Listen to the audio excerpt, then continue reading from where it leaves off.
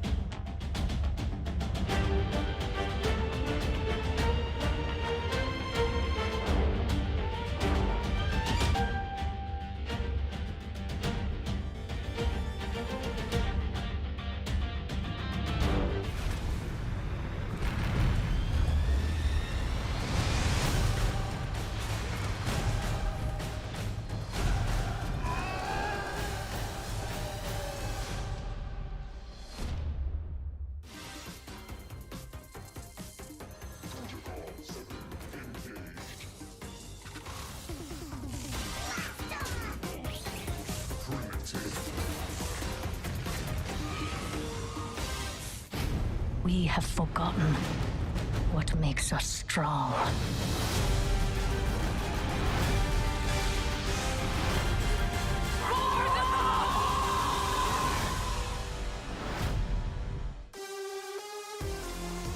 The Heroes of the Storm Global Championship is back.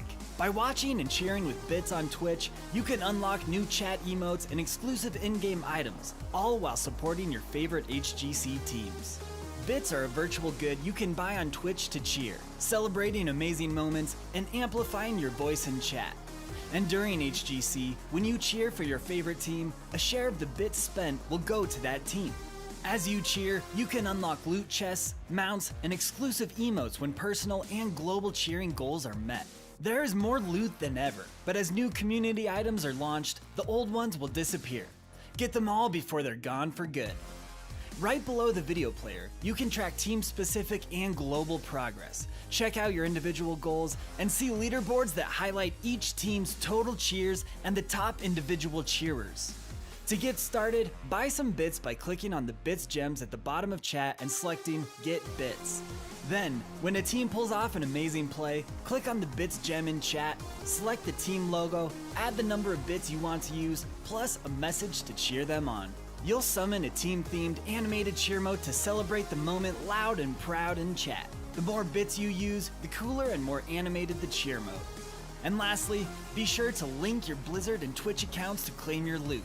We'll see you in the Nexus.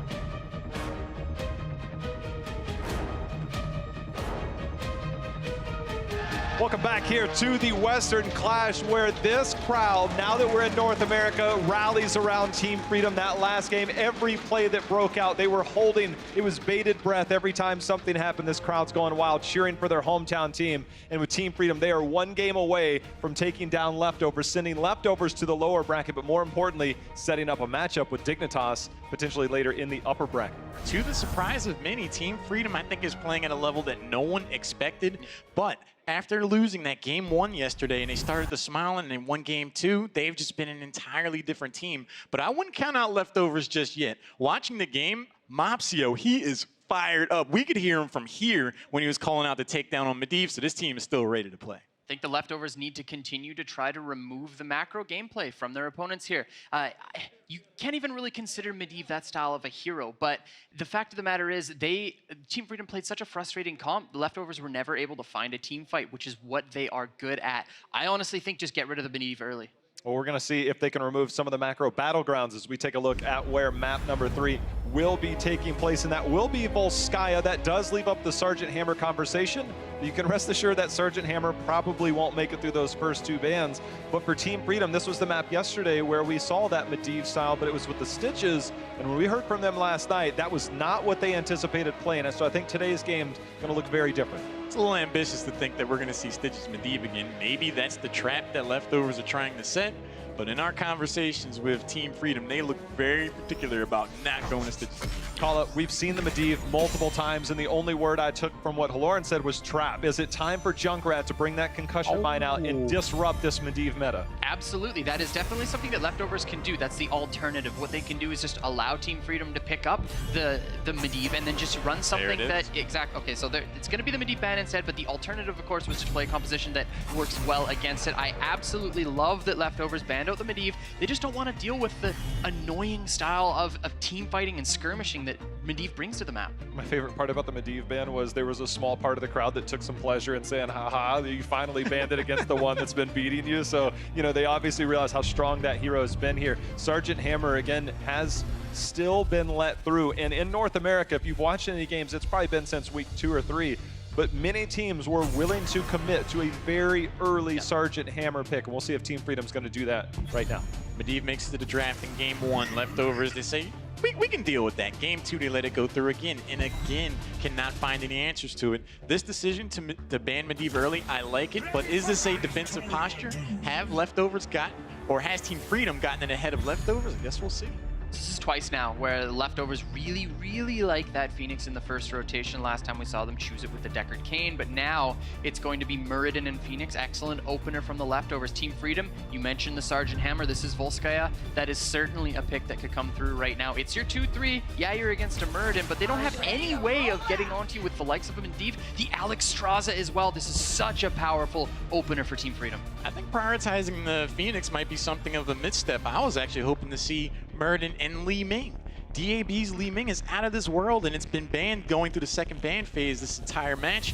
That could have been the difference maker for them to get those explosive team fights and turn the series in their favor.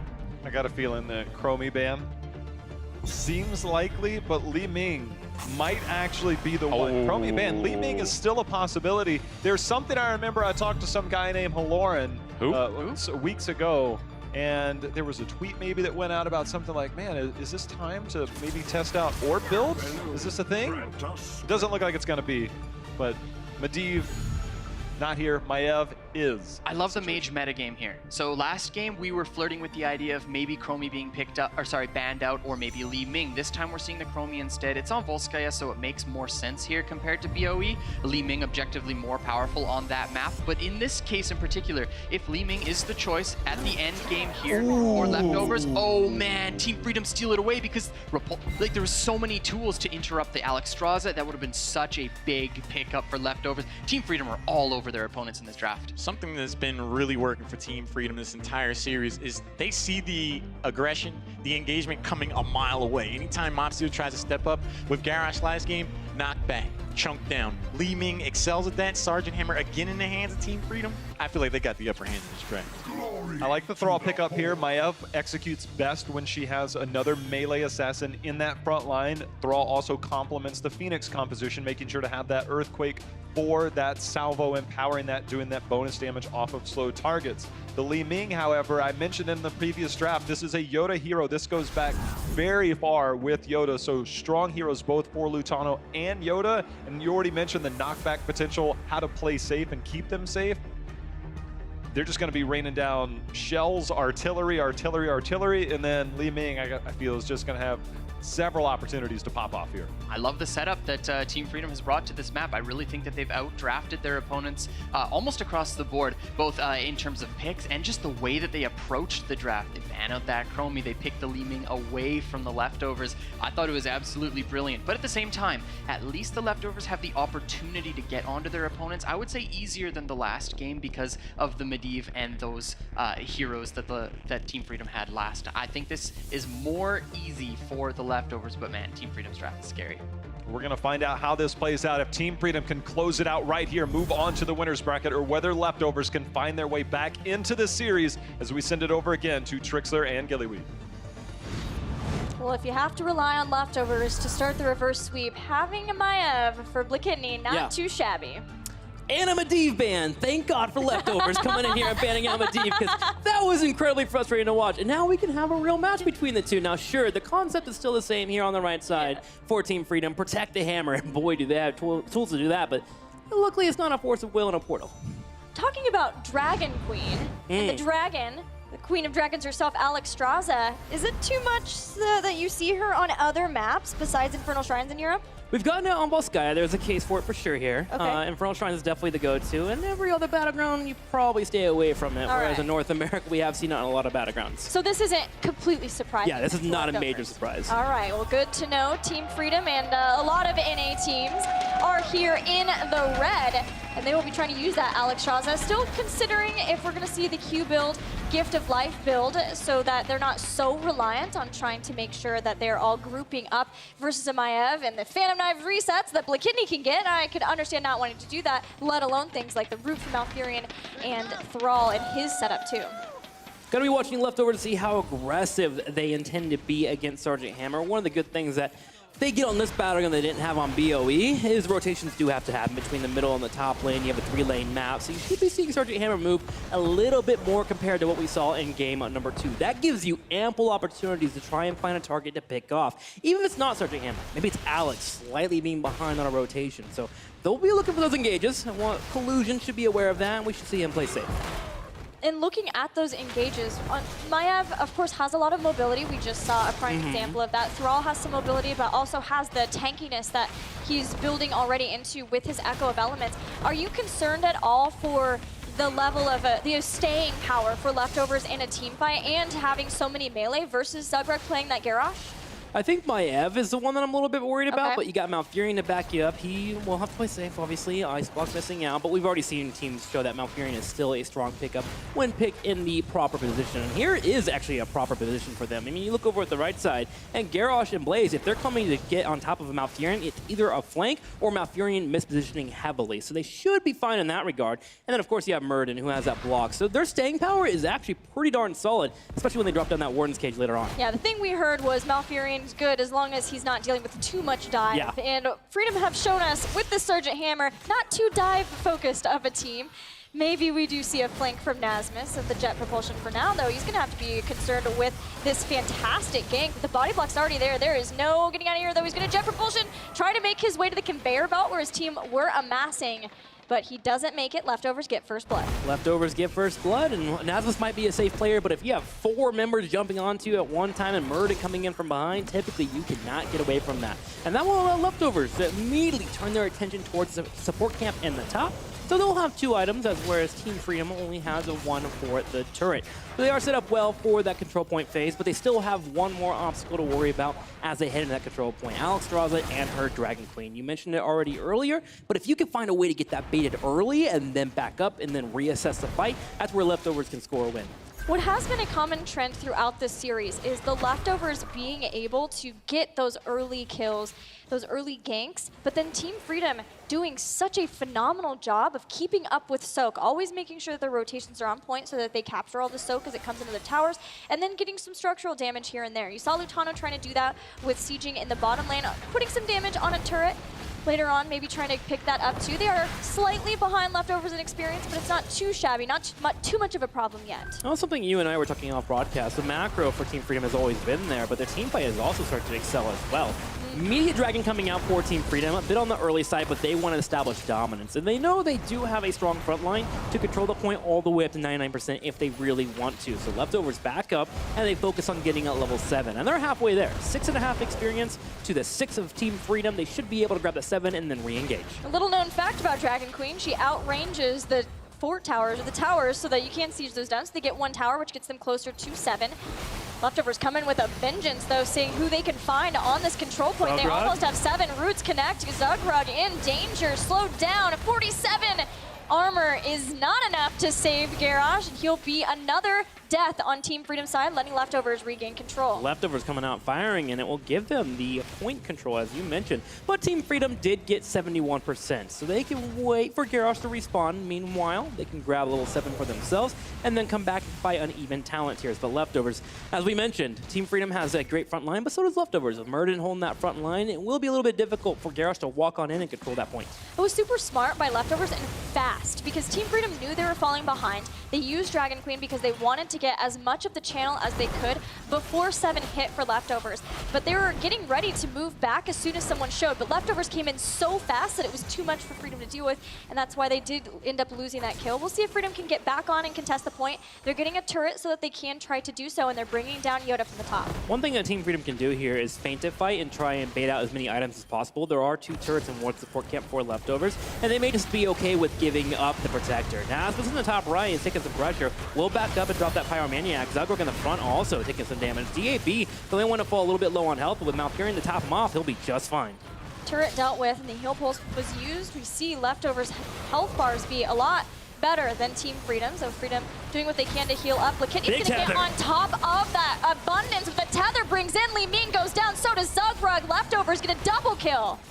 This is a tried and true combo for Leftovers, and they are showcasing why. The tether into 4 members, and Li Ming and Garrosh get focused down. Now Leftovers can make the play to open up the middle of the map. Been seeing a lot from Europe teams to move in and grab this fort, but with the Sergeant Hammer based right next to that fort, you're probably just going to rotate the top lane and not suffer too much damage. Nasmus has been struggling in the solo lane versus the heavy hitters of Phoenix rotating down, and then Thrall from Podibos there.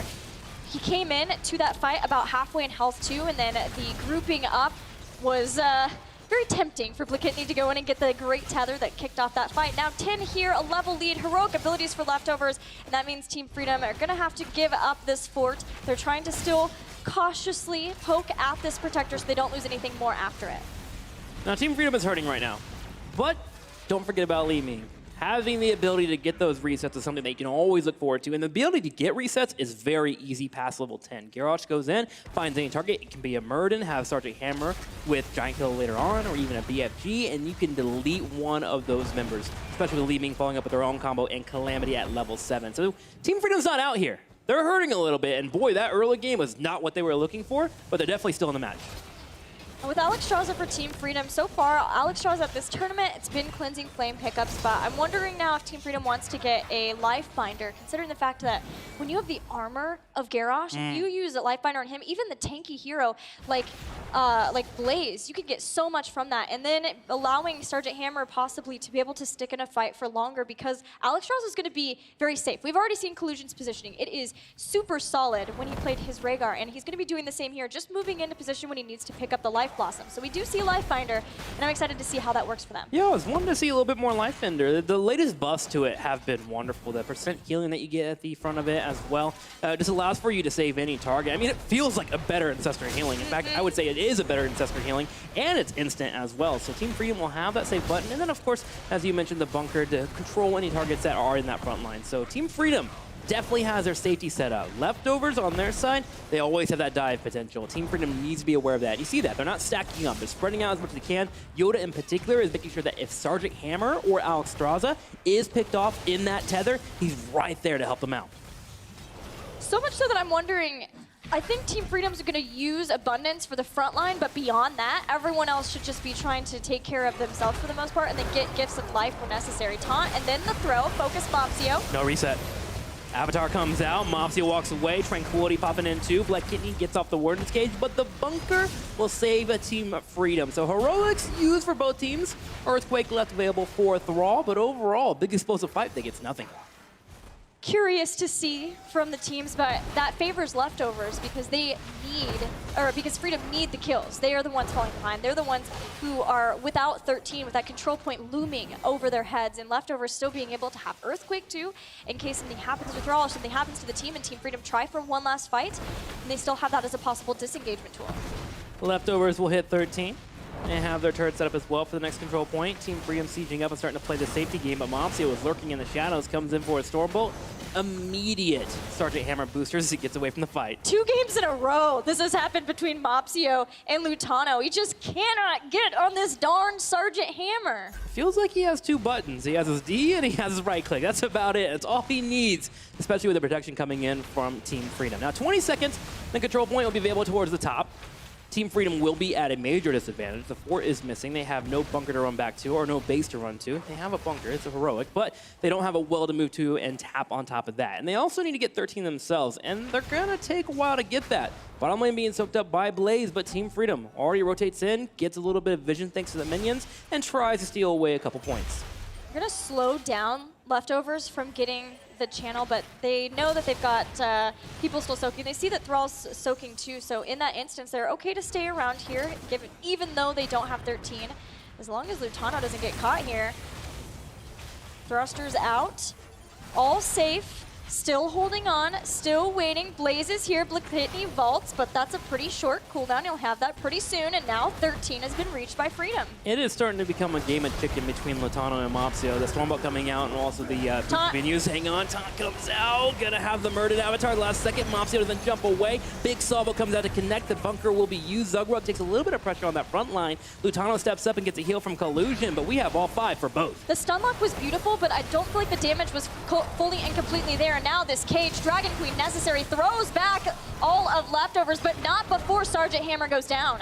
Yeah, Phoenix able to get that kill. Even with Zugrug attempting to throw away Lutano, he just could not save his life. And now you have a Dragon sitting around doing nothing. Sergeant Hammer gets picked off, and that means the team fight is done for Team Freedom. Leftovers, knowing this, instantly ran down a support camp and work on grabbing another item. Starting the channel, starting the item, getting this heal pulse. And what can Freedom do? They're starting to rotate down to the bottom lane. There is a wave to clear out there, try to catch up in experience. And then they did whittle down some of the towers there, just doing whatever they can to get some experience now.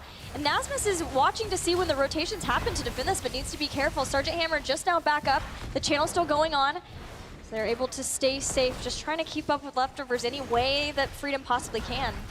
We talked about BOE. When 16 connects for Sergeant Hammer and you have that giant killer, it becomes difficult for your opponent when you're ahead, but it's also a way for you to start coming back as well, so you can put some a little more damage on Murden. Murden has gotten away with a sliver of health each time that we've had a full engage on top of him. That giant killer might be that breaking point to finally get that reset for Li Ming to start popping off, and Team Freedom may have to play for that. For now, they're a 10-minute fight here on the control point. They set up well, 99% for leftovers. They're waiting on Earthquake, which will be up in about 10 seconds, and then they can try to get their own engage. Freedom gets a chance here for a fight before 16, but if this goes wrong and they lose people, then they're going to be losing the Protector and a whole lot more because of it. Tether hits.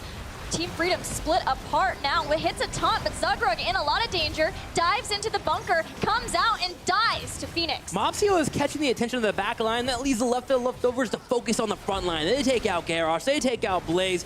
Leftovers trying to maybe grab more, but Collusion gets away and so does Yoda's. Leftovers shuts down that team fight, and they have 7 kills to 0 and a Protector to boot.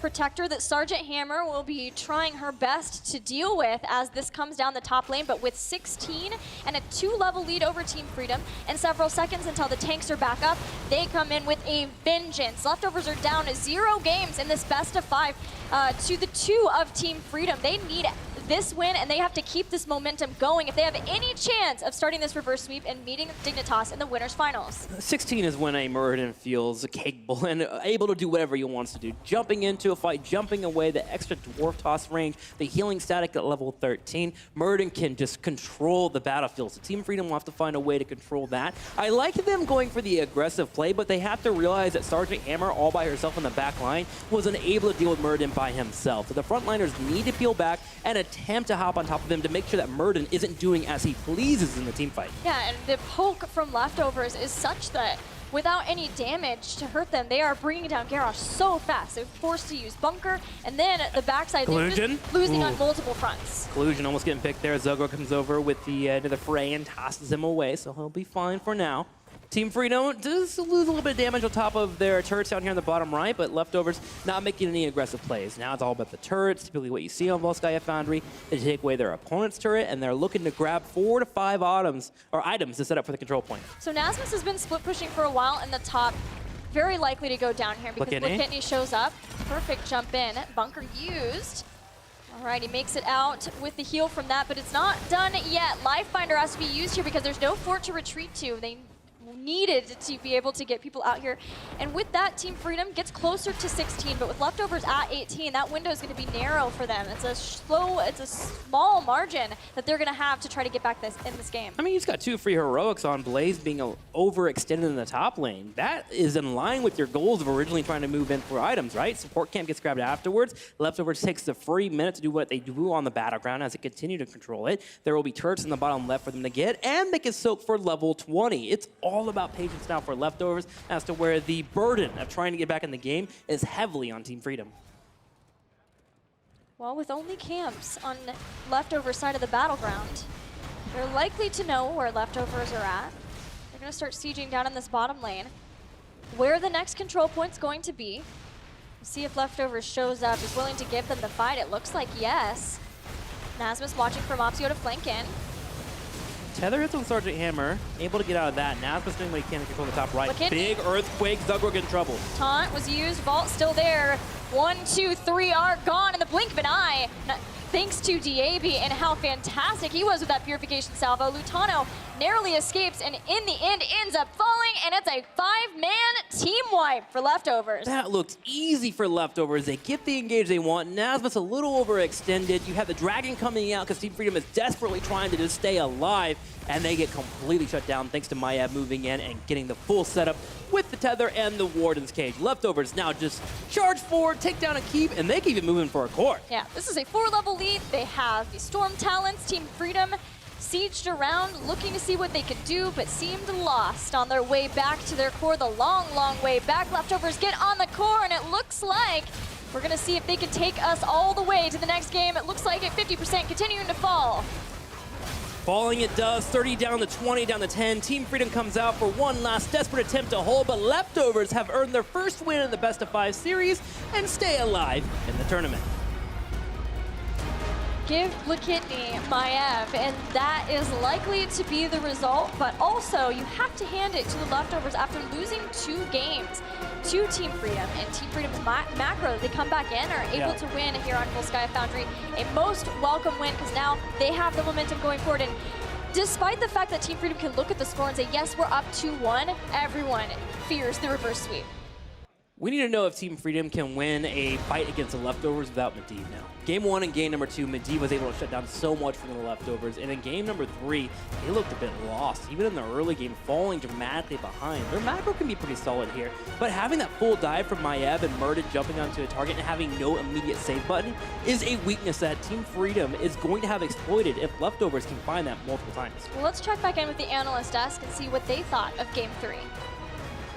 Most flawless victory there. Thrall falling at the end, 12 kills to 1 at the end of that, but that game looked entirely different. I think Trick said it best, no Medivh. Will Team Freedom be able to get Medivh again? And if not, how are they going to take these games? If I'm Leftovers, I'm banning Medivh for the rest of this series. Team Freedom looked entirely different without having that hero on their side in the draft. They need to find another way to have engagements and survive the engagements from Leftovers. We might be looking at game 5. Definitely might be, but the big question is, was it too late on the Medivh banning? Going down 2 games before it first happens is a little bit of a problem, but there are still games to go. I actually have a replay, speaking of the fact that they don't have a Medivh here, they're actually able to get so many good engagements onto Team Freedom in this game, and man, you just cannot give Blakitny this Maiev. So have a look at this map right now. Nothing too crazy. Team Freedom, they have this camp pushing top lane, but it's nothing really even threatening to the leftovers. But watch what happens. So Blakitny looks for the engage, doesn't find anything off the tether, but then off of this, Zugrug feels like Blakitny's in trouble, uses the Indomitable, throws him in, hits the Q onto Maiev, but the huge, absolutely massive Warden's Cage to lock multiple members of Team Freedom within right here. This is just the exact start of this fight. As we move forward, Maiev just gets taunted, but then uses the vault, continues to get these resets, and wham, bam, thank you, ma'am, 3 down, and then it turns into a 5-man team wipe, which results in the victory for the leftovers. You can't give them the Maiev. The bams and the claps coming out from my counterparts here over the first few days. I guess I'm going to have to get in on this as we move forward, apparently. But yeah, the plays there, the Maiev, obviously the difference maker, and alongside that Thrall, I felt was very effective against that. And obviously the Medivh not being there, the protection just didn't feel quite there. And we'll see if leftovers can continue to start to come back in this. We're going to find out on Battleground whether Team Freedom elects to pick the Battleground this go round, and indeed they will, and it will be Tomb of the Spider Queen.